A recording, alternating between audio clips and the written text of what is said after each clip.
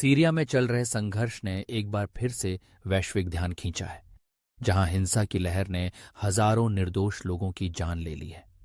बशर अल असद के शासन के पतन के बाद सीरिया में राजनीतिक और सामाजिक ताने बाने में जो दरारें आई थीं, वे अब एक गहरे संकट में बदल गई हैं। लताकिया क्षेत्र में सुरक्षा बलों पर घात लगाकर हमले ने न केवल सरकार के खिलाफ विद्रोह को जन्म दिया, बल्कि इसके परिणाम स्वरूप कई निर्दोष नागरिकों की हत्याएं भी हुईं। यह एक ऐसी स्थिति है जहां मानवता की गरिमा को चुनौती दी जा रही है। जब असद समर्थकों ने सुरक्षा बलों पर हमला किया, तो यह एक विडंबना थी कि जिस संघर्ष को एक बार लोकतंत्र और स्वतंत्रता के लिए लड़ाई के रूप में देखा गया था, वह अब एक सांप्रदायिक संघर्ष में बदल गया है। महिलाओं को नग्न परेड कराने और सरेआम हत्या जैसी क्रूरताएं, जो किसी भी सभ्य समाज के लिए अस्वीकार्य हैं, ने सीरिया की धरती को खून से रंग दिया है। यह न केवल एक युद्ध है, बल्कि यह एक मानवता के खिलाफ अपराध है जो पूरी दुनिया को झकझोर रहा है। इसी बीच नए इस्लामी सरकार के नेता अहमद अल शराव ने प्रतिशोधात्मक हमलों की शुरुआत की, जिससे अलावी बहुल कस्बों में तबाही मच गई। यह स्थिति एक भयानक चक्रव्यूह में बदल गई, जहां एक पक्ष की हिंसा का जवाब दूसरे पक्ष की हिंसा से दिया गया। Syrian observatory for human rights के आंकड़े बताते हैं कि 800 से अधिक अलावी मारे गए, लेकिन इन आंकड़ों की सटीकता पर सवाल उठाना स्वाभाविक है। युद्ध के समय में आंकड़े अक्सर भ्रामक होते हैं और वास्तविकता कहीं अधिक भयानक हो सकती है। संयुक्त राष्ट्र ने इस हिंसा की निंदा की है और पूरे परिवारों की हत्या को उजागर करते हुए हिंसा को रोकने का आह्वान किया है। लेकिन क्या यह आह्वान केवल एक औपचारिकता बनकर रह गया है? क्या कोई ठोस कदम उठाए जा रहे हैं, या यह केवल शब्दों का खेल है? जब तक अंतर्राष्ट्रीय समुदाय ठोस कार्रवाई नहीं करता, तब तक यह संकट और भी भयानक रूप ले सकता है। सीरिया में बढ़ती हिंसा ने बड़े पैमाने पर विस्थापन को जन्म दिया है। हजारों लोग अपनी जान बचाने के लिए पहाड़ों की ओर भाग रहे हैं। यह केवल एक भौगोलिक स्थान का परिवर्तन नहीं है, बल्कि यह एक ऐसे परिवारों का टूटना है जो एक दूसरे से बिछड़ रहे हैं। बच्चों की मासूमियत इस संघर्ष की भेंट चढ़ रही है और उनके लिए भविष्य की कोई उम्मीद नहीं दिखती। क्या हम एक नई पीढ़ी को इस तरह की हिंसा और अस्थिरता के बीच बढ़ते हुए देखना चाहते हैं? असद शासन के पतन के बाद हयात तहरीर अल शाम HTS के नेतृत्व में विपक्षी बलों ने तेजी से आक्रमण किया। यह परिवर्तन केवल सत्ता का नहीं था, बल्कि यह सीरिया के लोगों के लिए एक नई उम्मीद का प्रतीक भी था। लेकिन यह उम्मीद भी जल्दी ही निराशा में बदल गई, जब HTS ने संक्रमणकालीन सरकार की स्थापना के बाद खुद को सत्ता में स्थापित किया। अब सीरिया में जारी अस्थिरता और सांप्रदायिक तनाव ने यह स्पष्ट कर दिया है कि एक स्थायी शांति की कोई संभावना नहीं है। इस संघर्ष ने न केवल सीरिया के लोगों को प्रभावित किया है, बल्कि यह पूरे क्षेत्र की स्थिरता को भी खतरे में डाल रहा है। पड़ोसी देशों में शरणार्थियों की बढ़ती संख्या और आतंकवाद का बढ़ता खतरा सभी इस बात का संकेत हैं कि सीरिया का संकट केवल एक स्थानीय समस्या नहीं है, बल्कि यह वैश्विक चिंता का विषय बन चुका है। हमें यह समझने की आवश्यकता है कि इस संकट का समाधान केवल सैन्य कार्रवाई से नहीं हो सकता। एक स्थायी समाधान के लिए संवाद और सहिष्णुता की आवश्यकता है। विभिन्न समुदायों के बीच विश्वास स्थापित करना और उन्हें एक साथ लाना इस संघर्ष का एकमात्र सही रास्ता है। यह एक दीर्घकालिक प्रक्रिया होगी, लेकिन इसे शुरू करना आवश्यक है। सीरिया की धरती पर चल रहे इस संघर्ष ने हमें यह सिखाया है कि युद्ध केवल विनाश लाता है और शांति ही एकमात्र समाधान है। हमें एकजुट होकर इस हिंसा को समाप्त करने के लिए प्रयास करना होगा।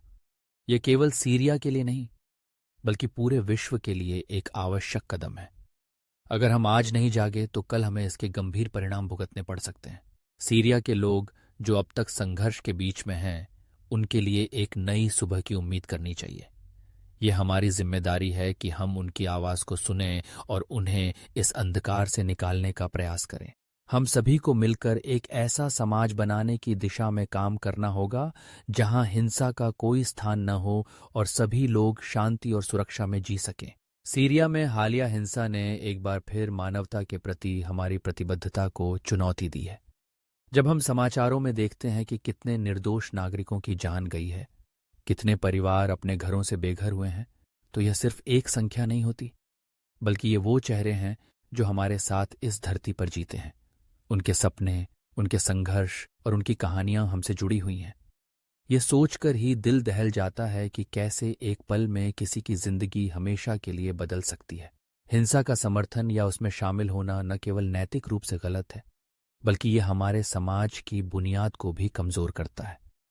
जब हम देखते हैं कि लोग एक दूसरे के खिलाफ खड़े हो जाते हैं, तो हमें यह समझना चाहिए कि यह सिर्फ एक संघर्ष नहीं है, बल्कि यह मानवता के मूल्यों पर एक बड़ा आक्रमण है। जो लोग इस हिंसा में शामिल हैं, उन्हें यह विचार करना चाहिए कि उनके कार्यों का प्रभाव आने वाली पीढ़ियों पर क्या होगा। क्या हम अपने बच्चों को एक ऐसे समाज में जीने देंगे जहां हिंसा और नफरत का बोलबाला हो? क्या हम उन्हें यह सिखाना चाहते हैं कि समस्या का हल केवल बल प्रयोग में है? हिंसा से कभी भी स्थायी समाधान नहीं निकलता। यह केवल और अधिक दर्द और पीड़ा लाता है। इतिहास इस बात का गवाह है कि जब भी किसी समस्या का समाधान हिंसा के माध्यम से खोजा गया, परिणाम हमेशा विनाशकारी रहे। हमें यह समझना होगा कि संवाद, सहानुभूति और समझ के माध्यम से ही हम शांति की दिशा में कदम बढ़ा सकते हैं। क्या हम नहीं चाहते कि हमारे बच्चे एक ऐसे समाज में बड़े हों जहां विचारों का आदान प्रदान हो, जहां मतभेदों को समझा जाए और जहां हर किसी की आवाज को सुना जाए? अंतर्राष्ट्रीय समुदाय और स्थानीय नेताओं को मिलकर एक स्थायी समाधान की ओर बढ़ना चाहिए, जो सभी समुदायों की सुरक्षा और सम्मान सुनिश्चित करे। यह केवल एक राजनीतिक मुद्दा नहीं है, यह मानवता का मुद्दा है। हमें इस बात पर ध्यान केंद्रित करना होगा कि कैसे हम एकजुट होकर शांति और मानवता के लिए खड़े हो सकते हैं। यह समय है कि हम अपने मतभेदों को भुलाकर एक साझा भविष्य की दिशा में कदम बढ़ाएं। सीरिया की स्थिति केवल एक देश की समस्या नहीं है, यह सभी देशों के लिए एक चेतावनी है। जब हम एक दूसरे के खिलाफ खड़े होते हैं तो हम मानवता के खिलाफ खड़े होते हैं। हमें यह समझना होगा कि हमारी एकता में ही हमारी ताकत है। हमें एक दूसरे के साथ खड़े होकर यह सुनिश्चित करना होगा कि हम एक ऐसे समाज का निर्माण करें जहां शांति और सहिष्णुता का राज हो। हमें यह भी याद रखना चाहिए कि हिंसा का सामना करने के लिए हमें केवल शारीरिक शक्ति की आवश्यकता नहीं है, बल्कि हमें मानसिक और भावनात्मक ताकत की भी आवश्यकता है। हमें एक ऐसा समाज बनाना होगा जहां लोग एक दूसरे के प्रति सहानुभूति और समझदारी दिखाएं। यह हमारे लिए एक चुनौती है, लेकिन यह एक आवश्यक चुनौती है। हमें अपने अंदर की मानवता को जगाना होगा ताकि हम सही दिशा में आगे बढ़ सकें। सीरिया में हो रही हिंसा हमें यह सिखाती है कि हम सभी एक बड़े परिवार का हिस्सा हैं। जब एक सदस्य को चोट पहुंचती है तो सभी को चोट पहुंचती है। हमें यह समझना होगा कि जब हम एक दूसरे का समर्थन करते हैं तो हम केवल एक व्यक्ति की मदद नहीं कर रहे होते, बल्कि हम मानवता की सेवा कर रहे होते हैं। हमें एकजुट होकर यह सुनिश्चित करना होगा कि हम सभी के लिए एक सुरक्षित और सम्मानजनक भविष्य का निर्माण करें। यह समय है कि हम अपने दिलों में शांति की लौ जलाएं और इसे अपने कार्यों के माध्यम से प्रकट करें। हमें यह सुनिश्चित करना होगा कि हम अपने आसपास के लोगों के लिए एक सहायक और सुरक्षित वातावरण बनाएं। यह हमारी जिम्मेदारी है कि हम एक दूसरे की मदद करें ताकि हम एक ऐसा समाज बना सकें जहां सभी के लिए समान अवसर हों, जहां सभी की आवाज को सुना जाए और जहां हर किसी को प्यार और सम्मान मिले। सीरिया की स्थिति हमें यह याद दिलाती है कि मानवता की रक्षा करना हमारी प्राथमिकता होनी चाहिए। हमें यह सुनिश्चित करना होगा कि हम एक ऐसा भविष्य बनाएं जहां हिंसा का कोई स्थान न हो। हमें एकजुट होकर अपनी आवाज उठानी होगी और यह सुनिश्चित करना होगा कि हम एक ऐसे समाज का निर्माण करें जहां शांति, सहानुभूति और समझ का राज हो। यही हमारी सबसे बड़ी जिम्मेदारी है और यही हमारी सबसे बड़ी आवश्यकता भी है।